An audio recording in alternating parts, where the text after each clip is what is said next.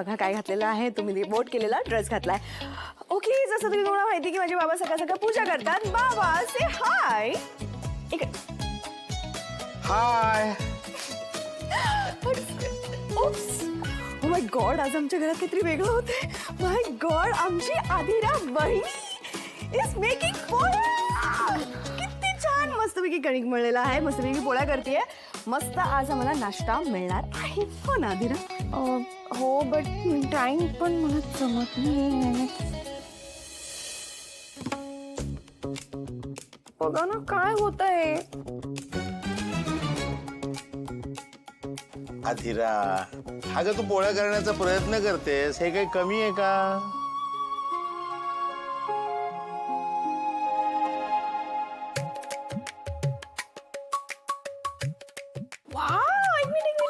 माझ्या फॉलोअर्सनी हे बघितलंच पाहिजे. किती सुंदर नकाशा आहे हा. दादा, कुठल्या कंट्रीचा नकाशा आहे?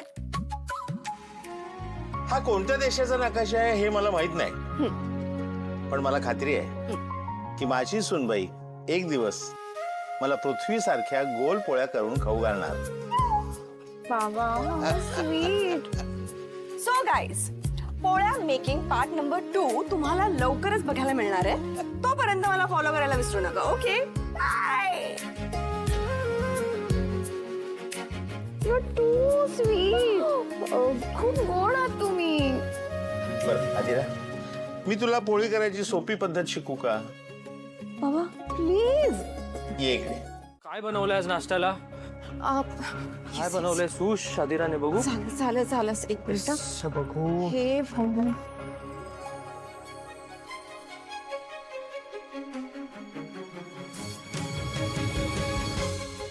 हे ऍक्च्युली मी स्टफ्ड पोळी रोल्स बनवणार होते, पण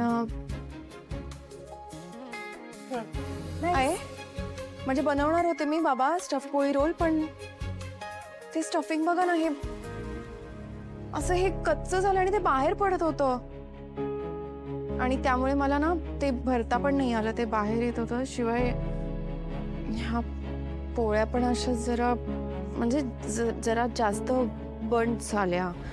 सो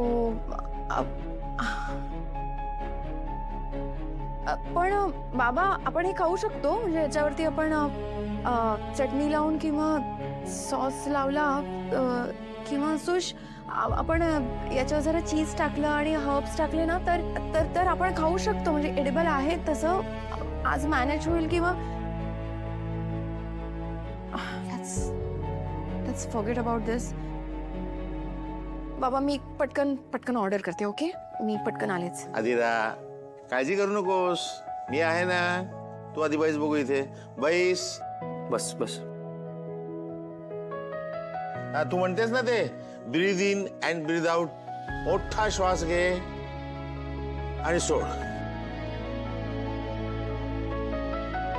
तू का उभी आहेस? अगं जा जरा तूप आणि साखर घेऊन ये. तू सखर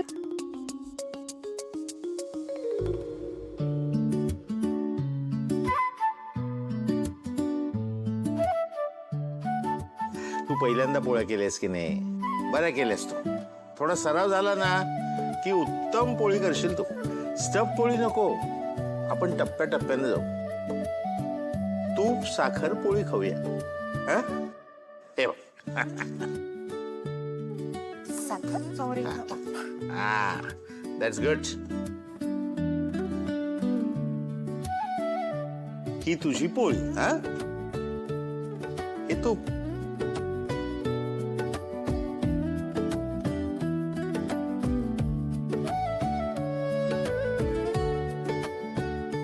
ही साखर.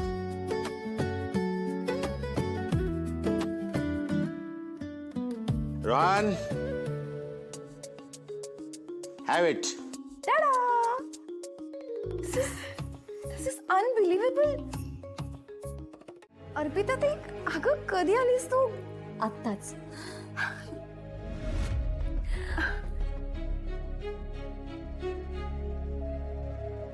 अर्पिता ते अगं काय झालं? का रडतीयस? तुझी अशी अवस्था नाही बघवत आहे. बघ तुझे हात बघ. अगं कसे झालेत बघ. नेल्स नाही, काही नाही. प्रत्येक वेळेला तू मॅनिक्युअर करायचीस ना, आता बघ कसे रफ झालेत बघ. आता ते चुकी त्यात काय खराब आहे? I am fine. I am happy. नाही नाही, तुला कळत नाहीये अधिरा. मुळात आहे ना, तुला अवॉर्ड दिलं पाहिजे. हे सगळं असं करतेस ना त्यासाठी. आणि सर्वात जास्त अवॉर्ड कशासाठी दिलं पाहिजे माहितीये? तू तुझ्या सासूला सहन करतेस ना त्यासाठी. कसं सहन करतेस तू त्या बाईला? इतका वीट आणलाय ना तिने. हो अगं, दादाला तिच्यामुळे इतका स्ट्रेस होतोय की तो घरात कमी आणि ऑफिसमध्ये जास्त थांबतोय. येतच नाहीये वेळेत घरी. खूप त्रास होतोय ग त्याला. दादाची ही अवस्था बघितल्यावर आहे ना, असं वाटतं की तिचा हात धरावा आणि तिला घराबाहेर काढावं. पण नाही करतायत तसं. नातं आहे ना. पण जर हे नातं नसतं ना, तर मग चांगलाच इंगा दाखवला असता. त्या बाईमुळे माझ्या बहिणीला संसारात पडावं लागलं. तिची स्वप्न बाजूला ठेवावी लागली. तू तुझ्या कामावर फोकस करत नाहीयेस. मी कधीच माफ करणार नाही त्या बाईला. कधीच नाही. मी देवाकडे प्रार्थना करेन, माझी अधिरा पहिल्यासारखी ऑसम झाली पाहिजे. तिची सगळी स्वप्न पूर्ण केली पाहिजेत तिने. अशीच प्रार्थना करेन. अधिरा काळजी घे. येते मी.